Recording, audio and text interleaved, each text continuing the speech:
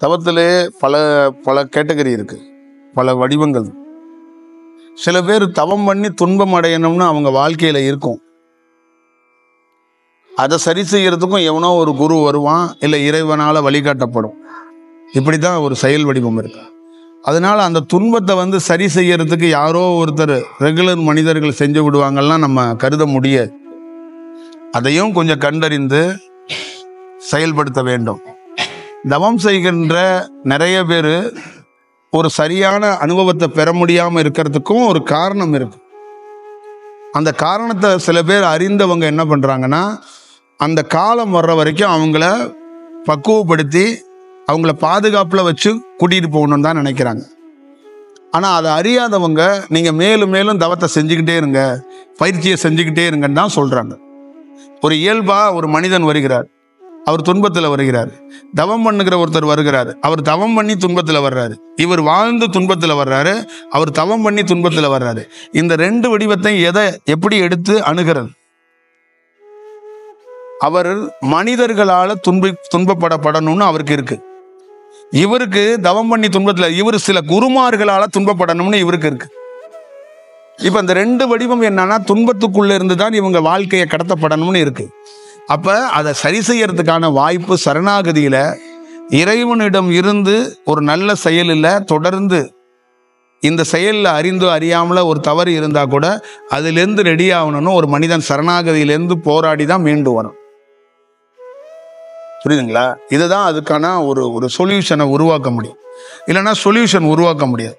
நான் மருத்துவமனையில் ஒரு கிரிட்டிக்கலான பொசிஷனில் இருக்கும்போது மருத்துவ ஆய்வுப்படி, டெக்னிக் படி, அறிவியல் படி அவங்க ஒரு ப்ரொசீஜர் வச்சிருக்கிறாங்கல்ல, அதுபடி எனக்கு ஒரு ப்ரொசீஜர் அவங்க சொன்னாங்க. அந்த ப்ரொசீஜர் பார்த்தா என்னுடைய வாழ்க்கை மொத்தமாக சம்பிச்சு போயிடும். இப்போ நான் என்ன ஒரே ஒரு ரிஸ்க் பேட் எடுத்தேன்னா, அவங்க ப்ரொசீஜர் படி போய் சம்பிச்சு போய் சாவறதோட ஏன் ஸ்டைலுக்கு நான் போய் செத்தாலும் பரவாயில்ல, அதை பெருமையாக எடுத்துக்கிறேன் அப்படின்னு அந்த செயலை பிரேக் பண்ணிட்டு நான் என்ன பண்ணேன்னா, சரணாகதியில் மருந்து சாப்பிட்டு ஊசி போட்டு சாகணும். ஆனால் லேட்டாக சாவேன், 10 வருஷம் கழிச்சு, 5 வருஷம் கழிச்சு. மருந்து சாப்பிடாம ஊசி போடாமல் செத்துக்கிறேன், ஆனால் இறைவனை நம்பி சாகிறேன். மருத்துவரை நம்பி நான் சாகலை, நான் உங்களை நம்பி சாகிறேன். வாய்ப்பு இருந்தா நீங்கள் என்னை பார்த்துக்கங்க அப்படின்னு சொல்லிட்டு தான் முதல் இறை பயணம் என்னோட தேடுதல் இதாக இருந்துச்சு. வெளியிலேருந்து பார்க்குறவங்களுக்கு நகைப்பு, சுற்றி இருக்கிறவங்களுக்கு நகைப்பு, ஆனால் அதில் நான் பார்த்தது பேர் அதிசயம். ஆனால் அது கொஞ்சம் நஞ்சம் அல்ல. ஏன்னா ஒரு சாமி கும்பிட்டு கொண்டு இருக்கிற ஒரு பையனுக்கு, சாமியே கும்பிட தெரியாத ஒரு பையனுக்கு, நிறைய ஒரு பொதிகை மலைனா என்னன்னே தெரியாத ஒருத்தனுக்கு, பழனியில் இருக்கிற அந்த சித்தர்களோட செயல்பாடுகள்னா என்னன்னு தெரியாத ஒருத்தனுக்கு, இந்த வெள்ளையங்கிரி மலைனா என்னன்னு தெரியாத ஒருத்தனுக்கு தன்னுடைய வாழ்க்கையில் மிகப்பெரிய மாற்றத்தையும் மிகப்பெரிய வேற ஒரு உலகத்தையே, இந்த மனித உலகத்துக்குள்ளேயே வேற ஒரு உலகத்தை நான் பார்த்தேன். நாம் பார்த்துக்கிட்டு இருக்க மனித உலகம், நகரங்களை பார்க்குறோம், காடுகளை பார்க்குறோம், மலைகளை பார்க்குறோம், திருப்பி நகரத்துக்குள்ளே வர்றோம், இருக்கோம்ல. இது இல்லாமல் இன்னொரு உலகம் இருக்குங்க என்பதை நான் அறிந்துக்கிட்டேன். அந்த உலகத்தை அறிஞ்சுக்கிறதுக்கான வாய்ப்பு எங்கே பெற்றேன்னா, மரணம் என்ற ஒரு குழியில் நிற்கிறேன். ஒரு 2 ரோடு இருக்கு. அந்த 2 ரோட்டில் எந்த ரோட்டை நான் ஜங்ஷனை தேர்ந்தெடுக்க போறேன்னு எனக்கு ஒரு வாய்ப்பு இயற்கை கொடுத்தது. என்ன கொடுத்ததுன்னா, ஒரு ட்ரீட்மெண்ட்ல குணப்படுத்த முடியாது, ஆனா ஓட்டிக்கலாம். இந்த பாதையில் பயணிக்க போறியா, இல்லை வாழ்வோ சாவோ, நீயா ஒரு பாதையை தேர்ந்தெடுக்க போறிய. நான் தேர்ந்தெடுத்த பாதை வாழ்வோ சாவோ, அது இறைவனாக இருக்கட்டும், அது இறைவனோட செயலாக இருக்கட்டும். மனிதனாக பிறந்தபோது இறைவனிடம் நான் சில கோரிக்கைகளை வைத்திருக்கிறேன், சில செயலுக்காக போயிருக்கிறேன். நான் முதல் முறையாக சொன்னேன், இந்த ரொம்ப நாளுக்கு அப்புறம் நான் ஒரு தீர்க்கமாக முடிவெடுத்திருக்கிறேன். இந்த வாழ்கிற அனைத்து காலமும் இறைவனுக்காக என்னை அர்ப்பணிக்கிறதாக இருக்கட்டும். இந்த உயிர் போனாலும் அது இறைவனாக இருக்கட்டும். ஒரு சராசரி மனிதனிடம் என்னை மண்டியிட வைக்காதீர்கள். மண்டியிடுவதும் கையேந்துவதும் பிச்சை ஏந்துவதும் இறைவனிடமே இருக்கட்டும்.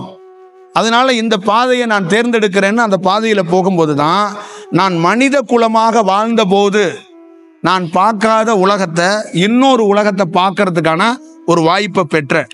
அதுக்கு முன்னாடி நான் பார்த்த உலகம் என்பது வேறு. நான் இந்த பாதையை தேர்ந்தெடுத்ததுக்கு அப்புறம் நான் பார்த்த உலகம் என்பது வேறு. தவத்துக்குள்ளே ஒரு தனித்துவம், அங்கே இருக்கின்ற குகைகள்லையோ ஜீவ சமாதிகளுக்குள்ளேயோ காடுகளுக்குள்ளேயோ இல்ல மலைகளுக்குள்ளேயோ நான் பார்த்த அதிசயங்கள் என்பது வேறு. அப்ப ஒரு மனிதனாக இருக்கக்கூடியவனுக்குள்ளே வாசல் என்பது கூட எனக்கு தெரியாது. ஒரு மனிதனுடைய உடல் எப்படிப்பட்டு பார்த்து கொள்ள வேண்டும், ஒரு உடலுக்கு எவ்வளவு பெரிய மரியாதை கொடுக்கப்பட வேண்டும், தன் உடலை தானே வணங்க வேண்டும் என்ற அந்த உன்னதம் கூட எனக்கு தெரியவில்லை.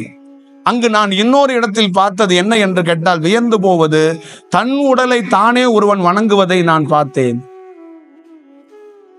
இது ஒரு புது விஷயமாக இருக்கிறது. இன்னொருவரை வணங்குவதை தான் நான் பார்த்திருக்கிறேன். அந்த உலகத்துக்குள் தன் உடலை தானே வணங்குவதை நான் பார்த்தேன். அங்கு இன்னொரு அதிசயத்தை கண்டேன். அது என்ன அதிசயம் என்று கேட்டால், உயர்ந்த சக்தி படைத்தவன் ஒருத்தன் உட்கார்ந்து இருக்கிறான்.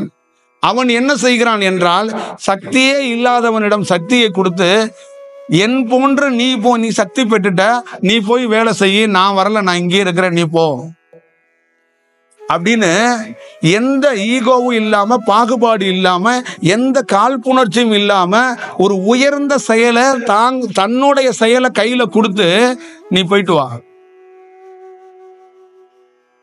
அப்புறம் இன்னொரு செயல், அவருடைய செயல் என்னன்னா, நான் இந்த இடத்தில் உட்கார வேண்டும் என்பது எனக்கு கட்டளை, நீ இந்த இடத்தில் உட்கார வேண்டியது அவசியம் இல்லை.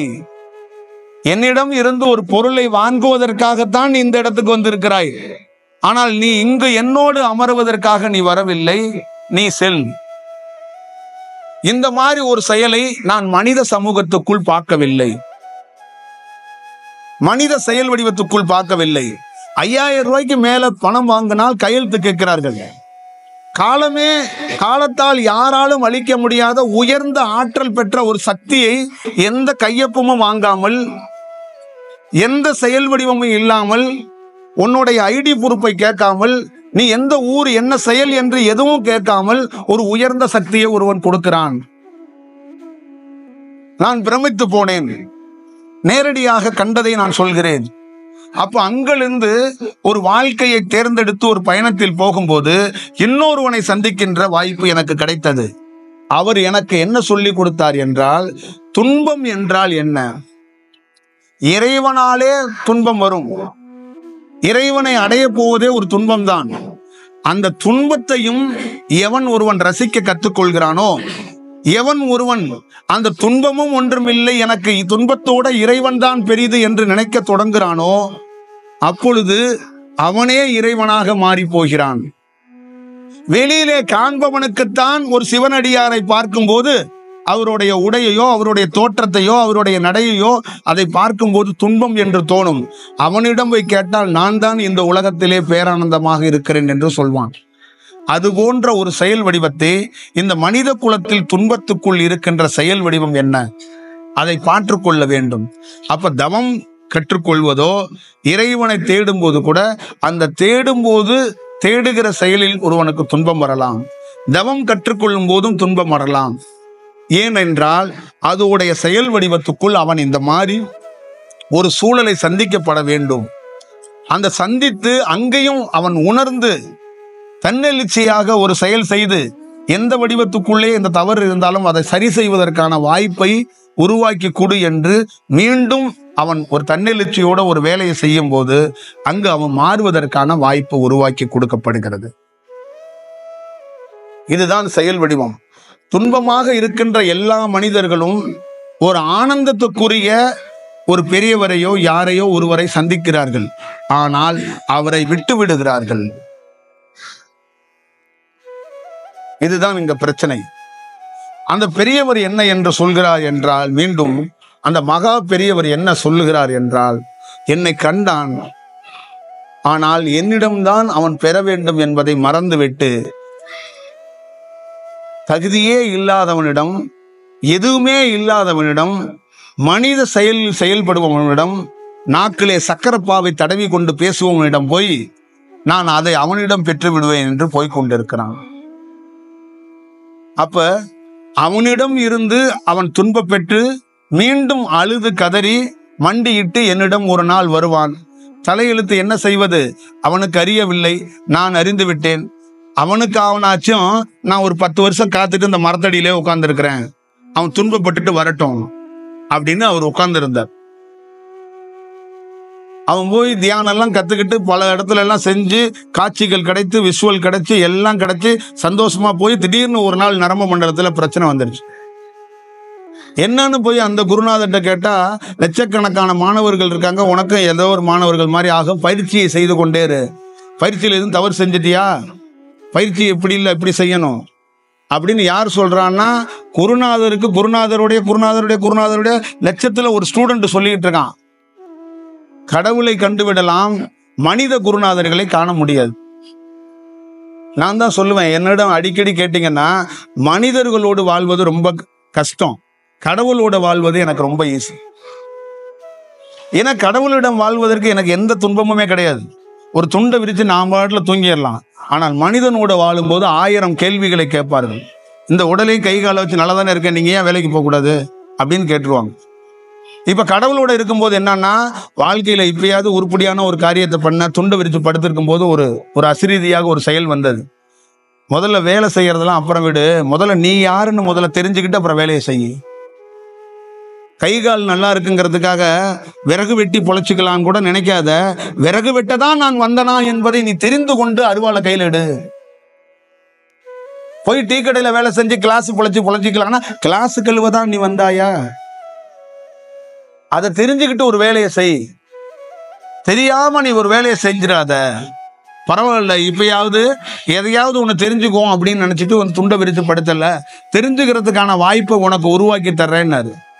அதற்கப்புறம் தான் அதை தெரிந்து கொள்ள போகும்போது தான் பெரிய நகைப்பாக இருந்தது. நம் வாழ்க்கை என்ன, நம்மளுடைய செயல் வடிவம் என்ன, மனிதனாக இருந்து நாம எவ்வளவு தப்பு பண்ணியிருக்கோம், நாம எப்படி நகைப்பு பொருளாக நாம இருக்கிறோம், மற்றவர்களை விடுங்கள் நாம எப்படி இருக்கிறோம் என்பதை அங்கு தெரிந்து கொண்டோம்.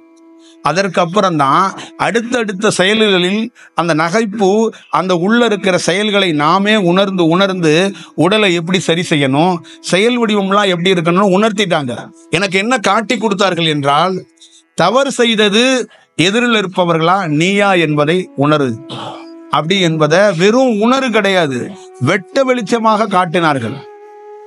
நீ என்னென்னலாம் செஞ்சிருக்கங்கிறத நீயே பாரு. செஞ்சுட்டு செய்யாத மாதிரியே நீ வாழ்ற, அது மறந்துடுற, அது நியாயம் கற்பிக்கிற, அது உண்மையா மாத்துறதுக்கு ட்ரை பண்ற. அப்ப அதை எல்லாத்தையும் எனக்கு காட்டி கொடுத்தோன்னே எனக்கு நான் செய்ததை எதிரில் இருக்கிற இன்னொரு மனிதன் மாதிரி என்னையே நான் பார்த்தேன். அப்ப எனக்கு கிடைத்த வாய்ப்பு என்ன என்றால், அதை சரி செய், நீ யார் என்று உனக்கு நான் காட்டித்தர்றேன். அப்ப எனக்கு அதை சரி செய்யறதுக்கான ஒரு வாய்ப்பு இந்த தியானம் மூலியமாக பல நாள் கிடைத்தது. அப்ப அப்படியே போகும்போது அதை சரி செய்ய போகும்போது அடுத்தது என்ன செய்தார்கள் என்றால், இப்ப நீ சரி செய்யறதுக்கு முயற்சி எடுத்துட்ட, அந்த வேலை செய்யற, ஆனால் இது பத்தாது, அப்ப நீ மனிதனாக இருந்து இந்த முயற்சியை பண்ணனா நீ தோத்து போயிடுவ, உனக்கு கொஞ்சம் சக்தி தர்றேன், அதை வச்சுக்கிட்டு நீ கொஞ்சம் வேலை செஞ்சாதான் இன்னும் தீவிரமாக அதை சரி செய்ய முடியும் அப்படின்னு கொஞ்சோண்டு கொடுத்த உடனே அடுத்த கட்டமாக மூவ் ஆகிறதுக்கான வாய்ப்புகள் கிடைத்தது. இப்ப அடுத்த கட்டத்துக்கு போகும்போது நம்மள மாதிரியே கொஞ்சம் சக்தி பெற்றவர்களை, உடல் இருந்தும் உடல் இல்லாமையும் ரெகுலர் ஃபார்முலாவில் இல்லாத, ரெகுலர் ஃபார்முலான்னா ஆசிரமத்துக்குள்ளெல்லாம் இல்லாம பைத்திய மாதிரி இருப்பவர்களை சந்திக்கக்கூடிய வாய்ப்பு கிடைத்தது. அவர்கள் எந்த காசு பணம் இதெல்லாம் எதுவும் கிடையாது, கிளாஸ் தியானம் அதெல்லாம் கிடையாது. பைத்தியம் மாதிரி நீ வருவாய் என்று சொன்னான் எனக்கு ஒருத்தன். வந்துட்டியா, நாங்க கிடக்க அதை எடுத்துட்டு ஓடு. அது யாரிடமோ சொல்றாரு என்று இருந்தால் திருப்பி தட்டி அங்க கிடக்கிறது உனக்கு தான், எடுத்துட்டு ஓடிடு அப்படின்னு போயிட்டோம். அங்கிருந்து ஒரு செயல் கிடைத்தது, அடுத்த கட்டத்துக்காக மூவ் ஆனோம். இப்படி கொஞ்சமாக போகும்போது இந்த வாழ்க்கையோட தத்துவத்தையும் வாழ்க்கையோட செயல்முறைகளையும் கற்றுக் கொடுத்தார்கள். அப்ப நம்மளை எப்படி சரி செய்து கொள்ள வேண்டும் என்பதை தெரிந்து கொண்டார்கள், செயல் வடிவமாக பார்த்து கொண்டார்கள். அப்பொழுது நான் மருத்துவரிடம் கோச்சு கொண்டேன்ல, அதற்கு விளக்கம் எனக்கு என்ன கொடுக்கப்பட்டதுன்னா, அது வந்தாதான் நீ என்னையே தேடுவ, அந்த துன்பம் வரலன்னா நீ ஜாங்கிரியை தூக்கிட்டே ஓடி இருந்திருப்ப. நீ ஜாங்கிரியை கீழே போடுறதுக்காக தான் துன்பத்தை கொடுக்கப்பட்டது. அந்த துன்பம் என்பது உன்னால் வரப்பட்டது. ஆனால் அந்த துன்பம் உனக்கு என்ன பண்ணுச்சுன்னா ஒவ்வொருத்தரையும் பண்ணுச்சு. ஆனால் உனக்கு ஒரு வாய்ப்பு கொடுத்துச்சு. அந்த துன்பத்தால் நீ என்ன செய்ய வேண்டும்? என் வாழ்க்கையில் எனக்கு குருநாதர் யாரு என்று கேட்டால் எமக்கு நடந்த துன்பம்தான். ஒருவேளை எனக்கு துன்பம் வரவில்லை என்றால் நானும் சாக்கடைக்குள்ள விழுந்து விட்டு கங்கை நதியில் குளித்தது போல் நடந்து போயிட்டே இருந்திருப்பேன். அந்த துன்பம் வந்ததனால் இறைவனை தேடுகின்ற வாய்ப்பு பெற்றேன். இந்த ஞானிகளை பார்க்கின்ற வாய்ப்புகளை பெற்றேன். உபதேசத்தையும் இந்த சுவாசத்தையும் பற்றி அறிந்து கொள்வதற்கு நுட்பமாக, சாதாரணமாக கிடையாது, ரொம்ப ரொம்ப இந்த சுவாசத்திலே பெரிய எக்ஸ்பர்ட்டாக இருக்கக்கூடிய சூட்சமத்தில் இருப்பவர்களே சந்திக்கக்கூடிய வாய்ப்பை பெற்றேன். அப்பொழுது அவர்கள் அந்த செயல் வடிவத்துக்குள் உனக்கு அந்த துன்பம் வந்ததற்கு காரணம் இதுதான், நீ தெரிந்து கொண்டாய் அல்லவா, நீ போ. இப்ப என்ன ஆகி போச்சுன்னா துன்பம் வரும், என்ன தெரியும், அதை எப்படி சரி செய்யணும் என்ற அந்த கலையை எனக்கு கற்றுக் கொடுத்து விட்டார்கள். இவ்வளவுதான் விஷயம். துன்பம் எல்லா லோகத்துல இருக்கும்போது துன்பம் வரும்.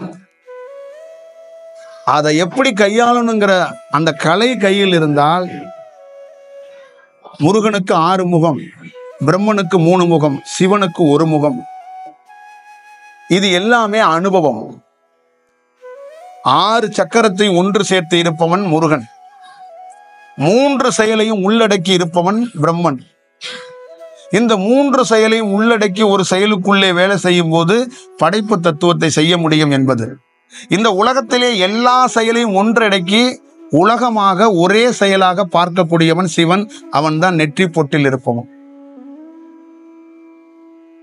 இது எல்லாம் ஒரு தியானத்துக்குள் ஒரு கலையாக, ஒரு அனுபவமாக கொடுக்கப்பட்டிருக்கிறது.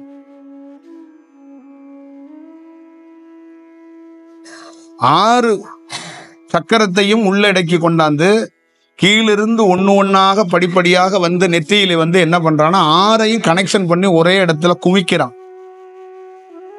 ஒரு இடத்தில் குவித்து விடுகிறான். எங்கே குமிக்கிறான் என்றால் தந்தையிடம் குமிக்கிறான். அந்த நெற்றிக்கண்ணை திறப்பதற்கான வாய்ப்பை இந்த 6ஐயும் கொண்டு போய் ஒரு இடத்தில் குவித்தால் ஒருமுகமாக மாறுவதற்கு வாய்ப்பு இருக்கிறது. அப்படி என்ற ஒரு வாய்ப்பை உருவாக்குறதுக்கு ஒருத்தன் ஒரு பெரும் பணியை செய்கிறான். அதே போலதான் இந்த 3ஐயும் ஒன்னா இணைக்கிறதுக்கு வாய்ப்பையும் ஒருவன் உருவாக்குறான்.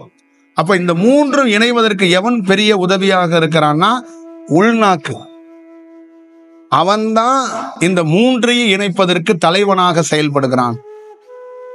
இப்ப இது எல்லாத்துக்கும் மிகப்பெரிய தலைவனாக ஒரு மனிதனாக இருக்கிறவன், கடவுளாக மாறுவது மலவாசல்ல இருக்கிறவன் நினைச்சா மட்டும்தான் முடியும். நீங்க நெத்தி பொட்டுல தவம் செய்தாலும், புருவ மத்தியத்தை பார்த்தாலும், சுவாசத்தை கவனித்தாலும், இதயத்தை கவனித்தாலும், எந்த குருமார்கள்ட்ட போனாலும் கீழே மலவாசல் எந்த கவனத்தில் வைத்து அது கீழே வாசல் திறந்தாதான் தெய்வீக ரகசியத்தை உணர முடியும். தெய்வீகத்தை செயலை பண்ண முடியும். அந்த கீழே ஒரு ஞானிக்கு சரியாக சந்தர்ப்பத்தில் விழித்து விடுகிறது. சரியாக அது விழித்து அது அக்னியை கலப்பும் போதுதான் அவன் 6 சக்கரத்தை ஒரு படியிலையும் ஏறுவதற்கான வாய்ப்பை பெறுகிறான். ஒரு சராசரி மனிதன் தவம் கற்றுக்கொள்ள போகிறவனுக்கு துரதிருஷ்டவசமாக அந்த மலவாசல் விழிக்கவே மாட்டேங்கிறது. அவனுக்கு உடலில் வேற வேற வாசல்கள் விழிப்பதற்கான வாய்ப்புகள் பெறுகிறான். வேற வேற சின்ன சின்ன அனுபவத்தை பெறுவதற்கான வாய்ப்பை பெறுகிறான். ஆனால் ப்ராப்பராக ஒரு ராக்கெட்டை கிளப்புவதற்கு கீழே நெருப்பு போகிறது அல்லவா, அந்த உஷ்ணத்தில் அது பறக்க நினைக்கிறது அல்லவா, அதே போலதான் ஒரு மனிதனுக்கு இங்கு பார்த்தாலும் இங்கு கவனித்தாலும் அது எங்க போய் தாக்கத்தை நடத்தும் என்றால் இங்கு எல்லாம் தலைக்குள்ள எல்லாம் மையம் கொள்ளும். கீழே போய் ஒரு வேலை நடந்தால் மட்டுமே மேலே எல்லா செயலையும் செய்ய முடியும். அப்ப இறை அனுபூதியை பெறுவதற்கும் அந்த தியானத்தில் மிகப்பெரிய முன்னேற்றத்தை அடைவதற்கும் அவனுக்கு அந்த வாசல், அந்த அடுப்பு பற்ற வைக்கப்பட வேண்டும்.